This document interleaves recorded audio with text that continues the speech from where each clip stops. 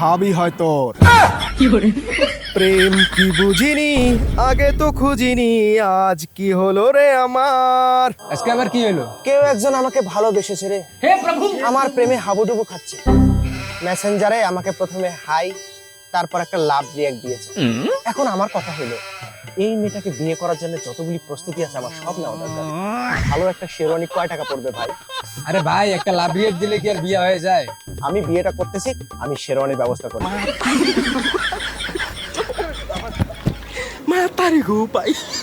শালার পৃথিবীতে এমন কোন মেয়ে আছে যে ওরা লাভ রিয়েট দেয়? আর কি বাম্মা নাই?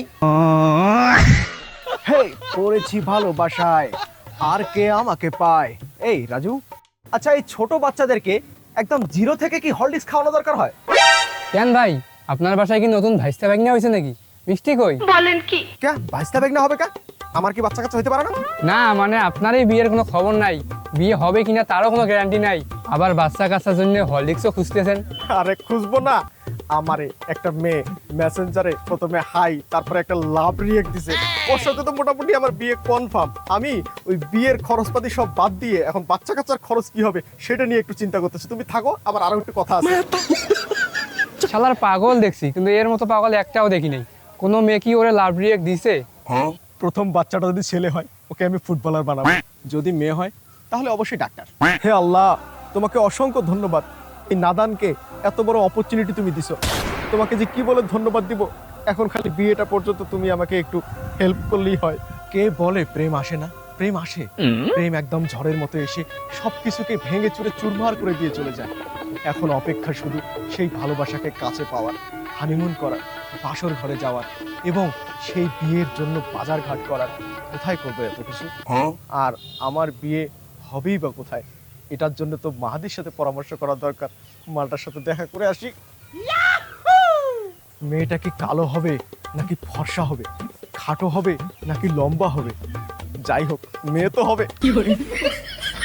মাহাদি, ঘটনা তো ঘটে গেছে।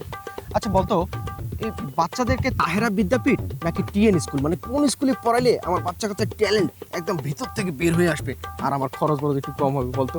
কি রে ভাই, কি সমস্যা? বিয়ে করলি কবে? ও কি তুই এখন শুনিস নাই? একটা মেয়ে আমার মেসেঞ্জারে আইসা আমাকে হাই বললো, লাভ রিঅ্যাক্ট দিল। এর বিয়ার আর বাকিটা রইলো কি? হ্যাঁ, এখন বাচ্চা কাচ্চা নিয়ে আমি প্ল্যানিং করতেছি, তুই বিয়ের কথা এইটা ভাই মানতে পারলাম না, বুঝছো? না রে ভাই, এটা তো আমিও মানতে পারতেছি না।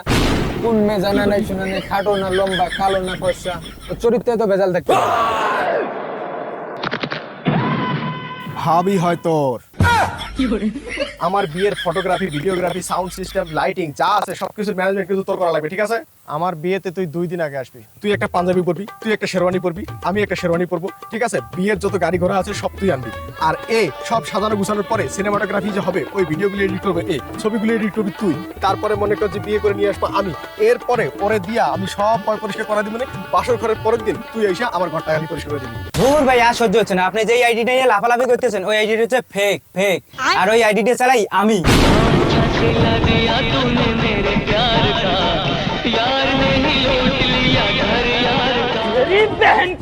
আজকে তোকে আমি মেরেই ফেলবো, তুই আমার জীবন নিয়ে ছিনিমিনি খেলছিস।